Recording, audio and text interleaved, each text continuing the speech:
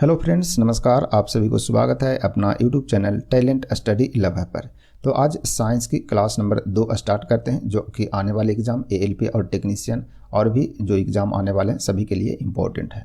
और इस क्लास की पीडीएफ आपको टेलीग्राम पर प्रोवाइड करा दिया जाता है, तो आप वहाँ से डाउनलोड कर लीजिएगा रिवीजन करने के लिए। ठीक है, तो चलिए शुरू करते हैं आज की क्लास, जिसमें पहले इंपॉर्टेंट फैक्ट रहता है वो देखते हैं। ठीक है, तो आज पहला इंपॉर्टेंट फैक्ट है जिसमें विज्ञान की विभिन्न शाखाएँ। तो विज्ञान की विभिन्न शाखाएं पहले देखते हैं। देखिए, तो इसमें है विज्ञान की विभिन्न शाखाएं, जैसे सिक्कों का अध्ययन। सिक्कों का अध्ययन को क्या बोलते हैं? न्यूमिस्मेटिक कहते हैं। ठीक है ना, न्यूमिस्मेटिक। ठीक है ना, सॉरी, न्यूमिस्मेटिक कहते हैं किसको? सिक्कों का अध्ययन। ठीक है ना, आगे देखते हैं एकोस्टिक्स। एकोस्टिक्स में ध्वनि विज्ञान का अध्ययन किया जाता है। ठीक है ना, एकोस्टिक्स में किसका? ध्वनि विज्ञान का अध्ययन किया जाता है। कीट पतंग के जो विज्ञान होता है उसके अध्ययन को क्या कहते हैं? एंटेमोलॉजी कहते हैं। ठीक है ना, एंटेमोलॉजी कहते हैं कीट पतंग के जो विज्ञान होते हैं उसके अध्ययन को। पक्षी विज्ञान, जिसके अध्ययन को क्या कहते हैं? ऑर्निथोलॉजी कहते हैं। ठीक है ना, ऑर्निथोलॉजी पक्षी विज्ञान के अध्ययन को कहते हैं। रेशम उत्पादन के जो अध्ययन होते हैं उसे क्या कहते हैं? सेरीकल्चर कहते हैं। ठीक है ना, सेरीकल्चर कहते हैं। मधुमक्खी पालन का जो अध्ययन होता है उसे क्या बोलते हैं? एपीकल्चर। ठीक है ना, एपीकल्चर किसे बोलते हैं? मधुमक्खी पालन के अध्ययन को बोलते हैं। पुष्प या, ठीक है ना, पुष्प या फलों वाले जो पौधे होते हैं उसके अध्ययन को क्या बोलते हैं? हॉर्टिकल्चर। ठीक है ना, हॉर्टिकल्चर बोलते हैं किसको? पुष्प और फलों वाले जो पौधे होते हैं उसके अध्ययन को। कवकों का अध्ययन होता है उसे क्या कहते हैं? माइकोलॉजी। ठीक है ना, माइकोलॉजी कहते हैं कवकों के अध्ययन को। मानव विकास का जो अध्ययन होता है, ठीक है ना, यहाँ लिख लेते हैं अध्ययन। ठीक है, अध्ययन। मानव विकास का जो अध्ययन होता है उसे क्या कहते हैं? एंथ्रोपोलॉजी कहते हैं। ठीक है। खगोलीय पिंड जिसके अध्ययन होता है उसको क्या कहते हैं? एस्ट्रोनॉमी। ठीक है ना, क्या बोलते हैं? एस्ट्रोनॉमी कहते हैं खगोलीय पिंडों का अध्ययन को। जीवाणु का अध्ययन होता है उसे क्या बोलते हैं? बैक्टीरियोलॉजी कहते हैं। ठीक है ना, बैक्टीरियोलॉजी कहते हैं जिसमें जीवाणु का अध्ययन किया जाता है। फूलों के रंगों का अध्ययन होता है, जो फूल होता है उसके रंगों का अध्ययन को क्या कहते हैं? क्रोमेटोलॉजी कहते हैं। ठीक है ना, क्रोमेटोलॉजी, ध्यान रखिएगा। नक्शा बनाने की जो कला होता है उसके अध्ययन को क्या कहते हैं? कार्मोग्राफी। ठीक है ना, कार्मोग्राफी कहते हैं। तो ये सभी पॉइंट आप याद रखिएगा और रिवीजन करते रहिएगा। ठीक है, चलिए आगे देखते हैं। आगे की पॉइंट है जिसमें चिकित्सा विज्ञान संबंधित संस्थाएं। जो चिकित्सा से संबंधित जो विज्ञान में संबंधित जो संस्था हैं वो कहाँ स्थित है वो सभी देख लेते हैं। ठीक है, चलिए। तो नेशनल इंस्टीट्यूट ऑफ मेडिसिन कहाँ स्थित है? तो यह है लखनऊ में। कहाँ स्थित है? लखनऊ में नेशनल इंस्टीट्यूट ऑफ मेडिसिन है। नेशनल इंस्टीट्यूट ऑफ होम्योपैथी कहाँ है? तो यह कोलकाता में स्थित है, ध्यान रखिएगा। National institute of medical science कहाँ है? चंडीगढ़ में। कहाँ है? चंडीगढ़ में है। ट्यूबरक्लोसिस रिसर्च सेंटर कहाँ है? तो यह चेन्नई में स्थित है। ठीक है ना, वीडियो को पूरा जरूर देखिएगा, इसमें बहुत कुछ आपको सीखने को मिलेंगे। और इसके बाद फिर जो संभावित प्रश्न है वो देखेंगे, और उसके बाद फिर एमसीक्यूज क्वेश्चन है वो सभी देखते चलेंगे। ठीक है, चलिए। ट्यूबरक्लोसिस रिसर्च सेंटर कहाँ है? तो यह चेन्नई में स्थित है। नेशनल ब्रेन रिसर्च सेंटर कहाँ है? गुड़गांव। ठीक है ना, गुड़गांव हरियाणा में। ठीक है। मलेरिया रिसर्च सेंटर कहाँ है? तो यह दिल्ली में। मलेरिया रिसर्च सेंटर, ध्यान रखिएगा। National council of medical research कहाँ है? तो नई दिल्ली में। कहाँ है? नई दिल्ली में। All India institute of medical sciences कहाँ है? तो यह भी नई दिल्ली में है। तो मेडिकल से यानी चिकित्सा से संबंधित सभी संस्थाएं, ध्यान रखिएगा। सेंट्रल ड्रग रिसर्च इंस्टीट्यूट कहाँ है? तो यह लखनऊ में है। ठीक है ना, ये कहाँ है? लखनऊ में। और नेशनल इंस्टीट्यूट कहाँ है? तो यह भी लखनऊ में स्थित है, ये भी ध्यान रखिएगा। ठीक है ना, नेशनल इंस्टीट्यूट कहाँ है? तो लखनऊ में है। तो सभी चिकित्सा विज्ञान से संबंधित संस्था है, सभी को आप रिविजन करते रहिएगा। चलिए बढ़ते हैं आगे। आगे है आपका संभावित प्रश्न जो आने वाली है, ये वाली पॉइंट है, देखते हैं इसको। एनिलिडा ग्रुप में मुख्यतः कौन कौन जंतु आते हैं? तो आप ध्यान रखिएगा, जोंक और केंचुआ। ठीक है ना, जोंक और केंचुआ जो किस में आते हैं? तो एनिलिडा ग्रुप में आते हैं, दोनों के दोनों, जो कि इंपॉर्टेंट है, ध्यान रखिएगा। आगे है आर्थ्रोपोडा ग्रुप में मुख्यतः कौन कौन जंतु आते हैं? तो आर्थ्रोपोडा में कौन कौन आते हैं? तेलचट्टा, मच्छर, खटमल और मक्खी, ये सभी किस में आते हैं? आर्थ्रोपोडा में आते हैं। ठीक है। मोलस्का ग्रुप, ठीक है ना, मोलस्का ग्रुप है, इसके अंतर्गत कौन कौन से जंतु या कीट आते हैं? तो घोंघा और सीपी। ठीक है ना, घोंघा और सीपी किस में आते हैं? मोलस्का ग्रुप में आते हैं। आगे है इकाइनोडर्मेटा। ठीक है ना, इकाइनोडर्मेटा संघ में कौन कौन आते हैं? इसके मुख्यतः कौन कौन से जंतु इसके अंतर्गत आते हैं? तो इसमें आता है तारा मछली और ब्रीटल स्टार। ठीक है ना, तारा मछली और ब्रीटल स्टार किसके अंतर्गत आते हैं? तो इकाइनोडर्मेटा संघ के अंतर्गत आते हैं। तो सभी पॉइंट है, ये सभी ध्यान रखिएगा और रिवीजन करते रहिएगा। मनुष्य का पाचन क्रिया का प्रारंभ कहाँ से होता है? तो यह मुख से शुरू होता है। कहाँ से होता है? मुख से, यानी मुंह से। ठीक है ना। सिराएं द्वारा कौन सा रक्त प्रवाहित होता है? हमेशा क्वेश्चन हमेशा क्या करता है? कंफ्यूज करता है, तो इसे रिवीजन कीजिएगा। सिराएं द्वारा जो रक्त प्रवाहित होता है वो अशुद्ध रक्त होता है। क्या होता है? अशुद्ध रक्त होता है। जबकि धमनी द्वारा कौन सा रक्त प्रवाहित होता है? तो शुद्ध रक्त होता है। ठीक ना, धमनी के द्वारा शुद्ध रक्त प्रवाहित होता है और शिरा के द्वारा जो रक्त प्रवाहित होता है वह अशुद्ध होता है। चलिए बढ़ते हैं आगे। आगे पॉइंट है, कौन सा विटामिन जो है वो जल में घुलनशील है? जल में घुलनशील विटामिन कौन है? तो विटामिन बी और विटामिन सी है जो जल में घुलनशील है। ठीक है ना, जबकि वसा में जो घुलनशील होता है वो कौन होता है? ए, डी, ई और के। ठीक है ना, ए, डी, ई के जो होता है वो वसा में घुलनशील होते हैं और जल में बी और सी। सोडियम का कार्य क्या है ये बताना है। तो सोडियम का कार्य क्या होता है? तो यह रक्त दाब नियंत्रित करने में सहायता होता है। ठीक है ना, तथा जल का संतुलन बनाए रहता है। ठीक है ना, इसका किसका कार्य है? तो यह सोडियम का कार्य है। ठीक है ना, चलिए पीयूष ग्रंथि जिसे पिट्यूटरी ग्रंथि भी कहते हैं, इसका अन्य नाम से जाना जाता है। ठीक है ना, पीयूष ग्रंथि जिसे पिट्यूटरी ग्रंथि भी कहते हैं और इसका एक और अन्य नाम है जिसे क्या बोलते हैं? मास्टर ग्रंथि कहते हैं। ठीक है ना, क्या बोलते हैं? मास्टर ग्रंथि बोलते हैं। यानी पीयूष ग्रंथि, पिट्यूटरी ग्रंथि और मास्टर ग्रंथि सभी एक ही है। ठीक है, चलिए स्प्रिंग को नेक्स्ट है, स्प्रिंग को अपनी सामान्य लंबाई पर वापस लौटने के लिए लगने वाला जो बल होता है उसे क्या बोलते हैं? वो कौन सा बल होता है? तो प्रत्यानयन बल होता है। क्या होता है? प्रत्यानयन बल होता है, याद रखिएगा। स्प्रिंग को अपनी सामान्य लंबाई पर वापस लौटने के लिए जब उसे खींचते हैं ना, उसके बाद जो अपना सामान्य लंबाई में आ जाता है तो कौन से बल के कारण होता है? तो प्रत्यानयन बल के कारण वह हो जाता है। ठीक है ना, ध्यान रखिएगा। चलिए बढ़ते हैं अब आगे एमसीक्यूज क्वेश्चन है। एमसीक्यूज क्वेश्चन जो टॉप 20 है वो देखते हैं। ठीक है, चलिए सभी आपको प्रीवियस ईयर क्वेश्चन है तो देखिएगा, क्वेश्चन का आंसर आप लोग भी दीजिएगा और अंत में स्कोर भी बताइएगा। तो देखिए पहला क्वेश्चन है, मोह मापनी। ठीक है ना, मोह मापनी का उपयोग किसको मापने के लिए किया जाता है? मोह मापनी जो एक यंत्र है उसका उपयोग किसको मापने के लिए किया जाता है ये बताना है। तो चलिए देखते हैं, इस क्वेश्चन का राइट आंसर है आपका ऑप्शन नंबर ए। ठीक है ना, ऑप्शन ए यानी कठोरता को मापने के लिए। ठीक है ना, मोह मापनी जो यंत्र है उसका उपयोग धातुओं की कठोरता मापने के लिए किया जाता है। किसका मापने के लिए? धातुओं की कठोरता को मापने के लिए किया जाता है। ठीक है ना, ध्यान रखिएगा। चलिए बढ़ते हैं आगे। नेक्स्ट है क्वेश्चन नंबर 2। क्वेश्चन नंबर 2 देखिए बोल रहा है, वायुमंडल में ऑक्सीजन का प्रतिशत कितना होता है ये बताना। तो वायुमंडल में ऑक्सीजन का प्रतिशत कितना होता है? तो इसका राइट आंसर क्या होगा? तो इसका राइट आंसर है ऑप्शन सी। ठीक है ना, ऑप्शन सी यानी 21% होते हैं वायुमंडल में ऑक्सीजन। ठीक है ना, वायुमंडल में ऑक्सीजन जो होता है कितना होता है? 21% तथा एन मतलब नाइट्रोजन जो होता है वो कितना होता है? 78% होते हैं। बाकी शेष गैसें जो होते हैं वो 1% में सभी के सभी होते हैं। ठीक है, चलिए आगे बढ़ते हैं। नेक्स्ट है क्वेश्चन नंबर 3। क्वेश्चन नंबर 3 देखिए बोल रहा है, हवाई जहाज में फाउंटेन पेन से स्याही बाहर निकल आती है क्यों बाहर निकल आती है ये बताना। ठीक है, चलिए तो इसका राइट आंसर क्या होगा? तो इस क्वेश्चन का राइट आंसर देखते हैं। इसका राइट आंसर है ऑप्शन ए। ठीक है ना, ऑप्शन ए यानी कि ऊंचाई बढ़ने से वायु दाब में कमी होती है। ठीक है ना, ऊंचाई जब बढ़ता है तो वायु दाब में क्या होता है? कमी होता है। इसीलिए फाउंटेन पेन से स्याही जो है वो बाहर निकल आती है। ठीक है, ऊंचाई बढ़ने के कारण देखिए पॉइंट लिखा हुआ है, ऊंचाई बढ़ने से वायु दाब में कमी होती है जिससे हवाई जहाज में फाउंटेन पेन से स्याही बाहर निकल आती है। ठीक है, तो आप ध्यान रखिएगा। चलिए बढ़ते हैं आगे। नेक्स्ट है क्वेश्चन नंबर 4। क्वेश्चन नंबर 4 है, प्रयोग करने तथा औजार बनाने के लिए सर्वप्रथम किस धातु की खोज की गई थी? यानी कि कोई भी चीज़ में प्रयोग करने के लिए या औजार बनाने के लिए सर्वप्रथम किस धातु की खोज किया गया था ये बताना। ठीक है, तो सबसे पहले किस धातु का खोज हुआ था? तो इसका राइट आंसर देखते हैं। इसका राइट आंसर है ऑप्शन सी। ठीक है ना, ऑप्शन सी यानी कि तांबा। ठीक है ना, सबसे पहले तांबा धातु है उसका प्रयोग किया गया था यानी खोजा गया था। यहाँ पॉइंट में देखिए बता दिया गया है, मानव द्वारा सबसे पहले खोजी गई जो धातु है वो कौन है? तांबा है। ठीक है ना, इस धातु के बने उपकरण हड़प्पा संस्कृति में भी मिलते हैं। कहाँ मिलते हैं? हड़प्पा संस्कृति में दिखे हैं। ठीक है ना, चलिए बढ़ते हैं आगे। नेक्स्ट क्वेश्चन नंबर 5 की ओर। क्वेश्चन नंबर 5 देखिए बोल रहा है, सोडियम को किस में रखकर संचित किया जाता है? यानी कि सोडियम को किस में रखकर उसे संचित किया जाता है यानी कि अच्छे से रखा जाता है ये बताना। ठीक है ना, तो सोडियम को कहाँ रखते हैं? तो इस क्वेश्चन का राइट आंसर क्या होगा? तो देखिए चलिए देखते हैं, इसका राइट आंसर है ऑप्शन ए। ठीक है ना, ऑप्शन ए यानी कि सोडियम को कहाँ रखते हैं? मिट्टी का तेल में रखते हैं। क्यों रखते हैं? देखिए यहाँ नीचे आपको इंपॉर्टेंट फैक्ट दे दिया गया है, सोडियम बहुत ही क्रियाशील धातु है। क्या है? बहुत ही क्रियाशील धातु है जो कि जल और जल वाष्प से बहुत ही शीघ्रता से यह क्रिया करके जलने लगता है। ठीक है ना, यानी कि जैसे जल या जल वाष्प मिलता है तो शीघ्रता से उससे क्रिया करके वह जलने लगता है। कौन? सोडियम।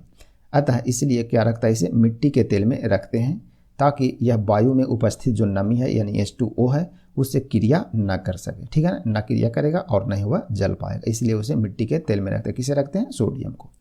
चलिए बढ़ते हैं आगे। नेक्स्ट है क्वेश्चन नंबर 6। क्वेश्चन नंबर 6 है फेल्सपार अयस्क जो है वो किसका अयस्क है ये बताना। तो फेल्सपार किसका अयस्क है ये बताना, ठीक है।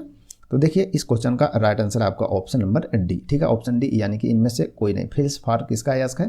तो आपको लिखा हुआ है पॉइंट में, फेल्सपार किसका अयस्क है? तो यह एल्युमिनियम का अयस्क है, ध्यान रखिएगा। किसका अयस्क है? एल्युमिनियम का, ठीक है ना। चलिए बढ़ते हैं आगे नेक्स्ट क्वेश्चन नंबर 7 की ओर।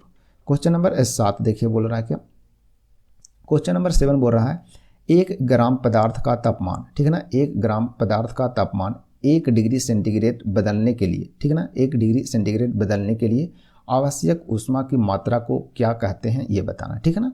तो 1 ग्राम वाले पदार्थ का तापमान 1 डिग्री सेंटीग्रेड बदलने के लिए आवश्यक ऊष्मा की मात्रा को क्या कहते हैं ये बताना है, ठीक है ना। चलिए देखते हैं इसका राइट आंसर क्या है।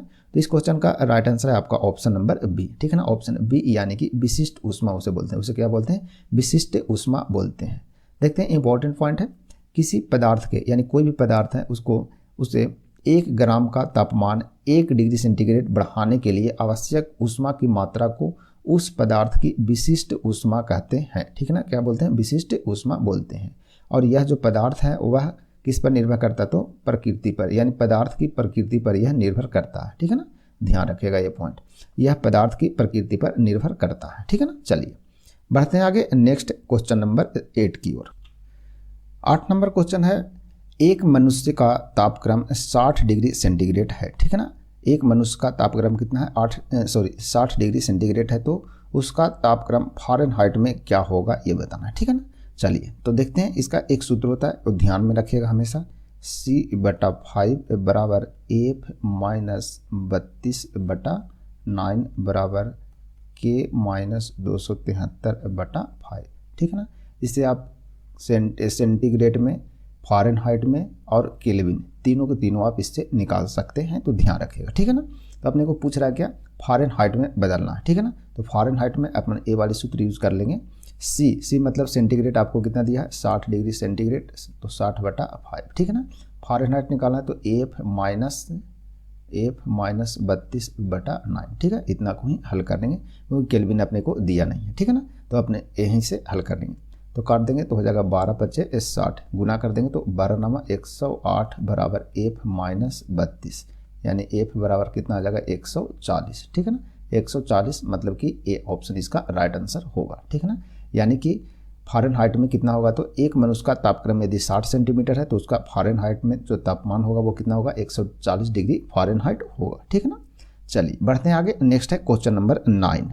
क्वेश्चन नंबर 9 है, जड़त्व अघूर्ण व कोणीय त्वरण का गुणनफल होता है, क्या होता है ये बताना है। यानी कि जड़त्व अघूर्ण व कोणीय त्वरण का जो गुणनफल होता है उसे क्या कहते हैं, ठीक है। चलिए तो देखते हैं, इसका राइट आंसर है आपका ऑप्शन नंबर बी, ठीक है ना। उसे क्या बोलते हैं? टार्क बोलते हैं, ठीक है ना।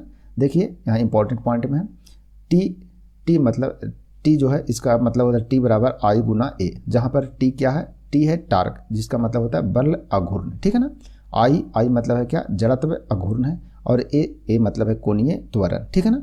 तो जड़त्व अघूर्ण व कोणीय त्वरण का जो होता है क्या होता है? गुणनफल होता है, ठीक है ना, गुणनफल होता है टार्क बराबर।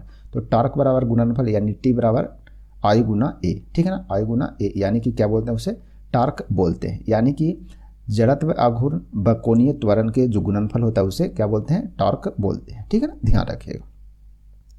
बढ़ते हैं आगे नेक्स्ट क्वेश्चन नंबर 10 की ओर। क्वेश्चन नंबर 10 है, रेल की पटरियों के नीचे चौड़े लकड़ी की पट्टी, जिसे स्लीपर्स बोलते हैं, लगाए जाते हैं। तो क्यों लगाए जाते हैं, किसके लिए लगाए जाते हैं, ये बताना है, ठीक है। चलिए तो देखते हैं, इसका राइट आंसर है आपका ऑप्शन नंबर डी, ठीक है ना, ऑप्शन डी, यानी कि क्यों लगाए जाते हैं? तो गाड़ी यानी कि ट्रेन द्वारा उत्पन्न दबाव को कम करने के लिए लगाया जाता है, ठीक है ना। इंपॉर्टेंट पॉइंट है, देखते हैं, रेल की पटरियों के नीचे, ठीक है ना, रेल की पटरियों के नीचे चौड़े लकड़ी की जो पट्टे रहते हैं, जिसे स्लीपर्स बोलते हैं, वह लगाया जाता है, जिससे गाड़ी द्वारा उत्पन्न दबाव को कम किया जा सके, यानी कि उससे जो दबाव है वो कम किया जाता है, ठीक है। चलिए बढ़ते हैं आगे नेक्स्ट क्वेश्चन नंबर 11 की ओर। क्वेश्चन नंबर 11 देखिए, रेल पथ में फिश प्लेट, ठीक है ना, फिश प्लेट होता है, उसका क्या काम होता है ये बताना है। तो रेल पथ में यानी रेल की जो ट्रैक होता है उसमें फिश प्लेट लगता है, तो उसका क्या कार्य होता है। तो इसका राइट आंसर है आपका option number A. Option A यानी कि दो पटरियों को जोड़े रखने का काम करता है कौन? फिश प्लेट करता है, ठीक है ना। रेल पथ में फिश प्लेट का जो कार्य है वो दोनों पटरियों को जोड़े रखने का कार्य होता है, ठीक है। चलिए बढ़ते हैं आगे नेक्स्ट क्वेश्चन नंबर 12 की ओर। क्वेश्चन नंबर 12 देखिए बोल रहा है जब हम रबड़ के गद्दे वाली सीट पर बैठते हैं, ठीक है ना, जब हम रबड़ के गद्दे वाली सीट पर बैठते हैं अथवा जब गद्दे पर बैठते हैं या लेटते हैं तो उसका आकार जो है वो क्या हो जाता है? परिवर्तित हो जाता है। तो ऐसे पदार्थ में पाई जाती है, तो ऐसे पदार्थ में क्या पाई जाती है, यानी कौन सी ऊर्जा पाई जाती है, ये बताना है, ठीक है ना। चलिए तो देखते हैं इसका राइट आंसर क्या है। तो इसका राइट आंसर है आपका ऑप्शन बी। ऑप्शन बी यानी उसमें स्थितिज ऊर्जा पाया जाता है। क्या पाया जाता है? स्थितिज ऊर्जा, ठीक है। चलिए देखते हैं इंपॉर्टेंट तथ्य। जब हम रबर के गद्दे वाली सीट पर बैठते हैं अथवा जब गद्दे पर लेटते हैं यानी बैठते हैं या लेटते हैं तब उसका आकार क्या होता है? परिवर्तित हो जाता है, ठीक है ना। तो ऐसे पदार्थ में स्थितिज ऊर्जा पाई जाती है। क्या पाई जाती है? स्थितिज ऊर्जा पाई जाती है, ध्यान रखिएगा, ठीक है ना। चलिए बढ़ते हैं आगे नेक्स्ट क्वेश्चन नंबर 13 की ओर। क्वेश्चन नंबर 13 है आलू में ब्लैक हार्ट का कारक कौन सा है, यानी कि आलू में ब्लैक हार्ट नामक एक रोग है वो किसके कारण होता है ये बताना है, ठीक है। चलिए तो देखते हैं इसका राइट आंसर है आपका option number C. Option C यानी कि ऑक्सीजन की कमी के कारण होता है। तो आलू में ब्लैक हार्ट जो रोग होता है वह किसके कारण होता है? तो वह ऑक्सीजन की कमी के कारण होता है, ठीक है ना। चलिए देखते हैं इंपॉर्टेंट पॉइंट। आलू में ब्लैक हार्ट रोग एक अजैविक रोग है। कौन सा रोग है? तो एक अजैविक रोग है, ध्यान रखिएगा ये भी पॉइंट। यह रोग भंडारण के समय जब भंडार में रखते हैं आलू को तो ऑक्सीजन की कम उपलब्ध होता है, इसके कारण यह होता है। तो ऑक्सीजन की कम उपलब्धता के कारण यह रोग होता है आलू में ब्लैक हार्ट रोग, ठीक है। चलिए नेक्स्ट है क्वेश्चन नंबर 14। क्वेश्चन नंबर 14 देखिए बोल रहा मूंगफली में अत्यधिक हानिकारक रोग है, यानी मूंगफली में जो कौन है वो अत्यधिक हानिकारक रोग होता है। तो इसका राइट आंसर क्या है? तो इसका राइट आंसर है ऑप्शन सी। ऑप्शन सी यानी कि टिक्का, ठीक है ना। टिक्का नामक रोग जो है वो किस में होता है? तो मूंगफली में होता है, जो कि बहुत ही हानिकारक रोग होता है। चलिए देखते हैं इंपॉर्टेंट पॉइंट। मूंगफली का टिक्का रोग मूंगफली की फसल हेतु अत्यधिक हानिकारक है, ठीक है ना। यह रोग सर्कोस्पोरा परसोनेटा, ठीक है ना, सर्कोस्पोरा परसोनेटा नामक कवक से होता है। किससे होता है? कवक से होता है। कभी कभी क्वेश्चन ये बन जाएंगे कि मूंगफली में टिक्का रोग जो होता है वो किसके कारण होता है? तो कवक के कारण होते हैं, ध्यान रखिएगा, ठीक है ना। चलिए बढ़ते हैं आगे नेक्स्ट है क्वेश्चन नंबर 15 की ओर। क्वेश्चन नंबर 15 है निम्नलिखित में से एक सुमेलित नहीं है, यानी कौन सुमेलित नहीं है ये बताना है, ठीक है। तो फसल दिया है और उसके बीमारी का रोग लिखा हुआ है। तो धान से संबंधित हरित बाल जो है यह गलत है, ठीक है ना, यानी ऑप्शन ए इसका सही आंसर होगा। यानी कि धान से संबंधित यह रोग नहीं है। यह रोग का संबंध किससे है? तो यह बाजरा से संबंधित है। किससे है? बाजरा से संबंधित है। बाजरा से संबंधित एक और रोग है अर्गट, ठीक है ना। अर्गट और हरित बाल दोनों रोग जो है किससे संबंधित है? तो बाजरा से संबंधित है। और इसके बारे में पॉइंट लिखा गया क्या? हरित बाल जो है वह रोग बाजरे में पाया जाता है। इसमें क्या होता है? तो इसमें बाजरे की बाली जो होते हैं ना उसके स्थान पर टेढ़ी मेढ़ी हरी हरी पत्तियां सी बन जाती है, ठीक है ना, पत्ती बन जाती है वहाँ पर, जिससे पूर्ण बाली झाड़ू के समान दिखाई देती है और पौधे क्या रह जाते हैं? बौने रह जाते हैं, ठीक है ना। यानी कि कभी कभी क्वेश्चन ये बन जाएगा आपको कि बाजरे में जो पौधे हैं वो बौने रह जाते हैं, तो किस रोग में बौने रह जाते हैं? तो हरित बाल रोग में, ठीक है ना। हरित बाल रोग जो बाजरे की रोग है इसमें पौधे बौने रह जाते हैं, तो ध्यान रखिएगा ये भी पॉइंट को। मटर से संबंधित रोग है बुकनी, ठीक है ना। बुकनी जो रोग है वो किससे संबंधित है? तो मटर से है। चना से संबंधित उकठा जिसे बिल्ट भी बोलते हैं, ध्यान रखिएगा, ठीक है। चलिए बढ़ते हैं आगे नेक्स्ट क्वेश्चन नंबर 16 की ओर। क्वेश्चन नंबर 16 देखिए बोल रहा है भूप्रपट्टी में सर्वाधिक पाए जाने वाला तत्व। भूप्रपट्टी मतलब कि पृथ्वी की जो भूप्रपट्टी है ना सबसे ऊपरी सतह, उस पर सबसे ज़्यादा पाए जाने वाले जो तत्व है उसका नाम क्या है, ठीक है ना। चलिए तो देखते हैं इसका राइट आंसर है आपका ऑप्शन नंबर ए, ठीक है ना। ऑप्शन ए यानी कि ऑक्सीजन सबसे अधिक जो पाए जाने वाला भूप्रपट्टी में तत्व है, ठीक है ना। सबसे अधिक तत्व कौन पाया जाता है? तो ऑक्सीजन पाया जाता है। कौन कितना पाया जाता है वो अपन लोग देख लेते हैं इसमें। तो भूप्रपट्टी पर द्रव्यमान प्रतिशत के रूप में ऑक्सीजन जो है वो 46.8% पाया जाता है। उसके बाद दूसरा नंबर है सिलिकॉन का। सिलिकॉन 27.72% पाया जाता है, यानी लगभग 28% पाया जाता है, ठीक है। उसके बाद एल्युमिनियम 8.13%, आयरन 5%, कैल्शियम 3.65% और उसके बाद कार्बन 0.6% पाया जाता है। तो टॉप 3 आप याद रखिएगा। सबसे पहले क्या? ऑक्सीजन, ठीक है ना। दूसरा में सिलिकॉन और तीसरा में एल्युमिनियम, ठीक है ना। एक कभी भी एग्जाम में आ सकते हैं, ठीक है। चलिए बढ़ते हैं आगे नेक्स्ट क्वेश्चन नंबर 17 की ओर। क्वेश्चन नंबर 17 देखिए बोल रहा है ठोस अशुद्धियों के शुद्धिकरण के लिए निम्नलिखित में से कौन सी प्रक्रिया उपयोगी नहीं है। ठीक है ना, कोई जो ठोस चीज़ है उसमें अशुद्धि है, उसको शुद्धिकरण करने के लिए यानी उसे शुद्ध करने के लिए कौन सी प्रक्रिया उपयोगी नहीं है ये बताना। ठीक है, चलिए तो देखते हैं इसका राइट आंसर क्या है। तो इसका राइट आंसर है ऑप्शन ए। ठीक है, ऑप्शन ए यानी कि आसवन विधि। तो आसवन विधि में होता क्या है देख लेते हैं।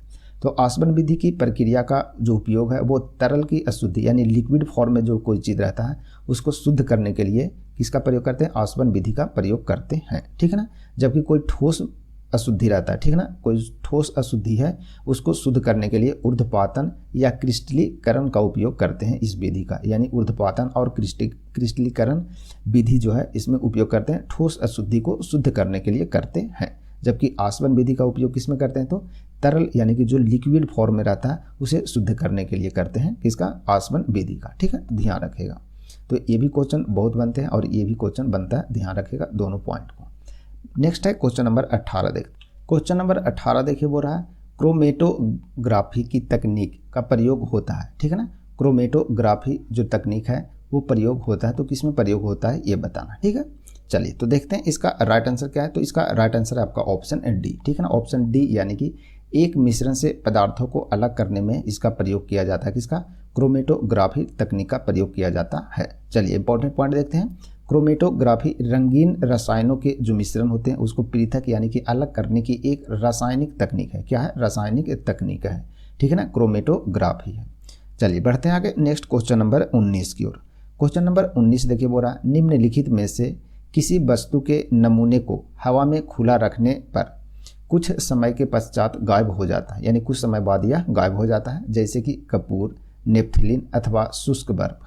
ठीक है ना, इस परिघटना को कहते हैं। तो इस परिघटना को क्या कहते हैं ये बताना है। ठीक है ना, चलिए तो देखते हैं इस क्वेश्चन का राइट आंसर क्या है। तो इसका राइट आंसर है ऑप्शन ए। ठीक है ना, ऑप्शन ए यानी कि उसे ऊर्ध्वपातन कहते हैं। क्या बोलते हैं, ऊर्ध्वपातन कहते हैं। चलिए देखते हैं, इंपॉर्टेंट पॉइंट है, एक प्रक्रम, ठीक है ना, जिसके द्वारा कोई ठोस पदार्थ बिना तरलता यानी कि कोई लिक्विड फॉर्म में आए ही बिना सीधे वाष्प में परिवर्तित हो जाता है। ठीक है ना, अथवा वाष्प बिना तरलता में आए सीधे ठोस अवस्था में बदल जाती है, उसे क्या बोलते हैं, ऊर्ध्वपातन बोलते हैं, ध्यान रखिएगा। ऐसे पदार्थों को ऊर्ध्वपातन पदार्थ कहते हैं, जैसे कि कपूर, नेफ्थलीन और एक क्या आपको दिया है, शुष्क बर्फ। ठीक है ना, तो तीनों पॉइंट को याद रखिए, कभी कभी आ जाएगा आपको कि ऊर्ध्वपातन निम्न में से कौन है। ठीक है ना, निम्न में से कौन सी ठोस अवस्था है जो ऊर्ध्वपातन है, तो आपको ऑप्शन छांटने के लिए दे सकता है, कपूर, नेफ्थलीन या शुष्क बर्फ में से कोई भी। ठीक है ना, तो पॉइंट को आप ध्यान रखिएगा। चलिए बढ़ते हैं आगे, नेक्स्ट है क्वेश्चन नंबर 20। क्वेश्चन नंबर 20 देखिए वो रहा है ऊंचाई की जगहों पर पानी 100 सेंटीग्रेड से नीचे के तापमान पर क्यों उबलता है। तो ऊंचाई जहां पर रहता है वहां पर पानी जो है वो 100 सेंटीग्रेड से नीचे के तापमान पर ही उबलने लगता है, तो ऐसा क्यों।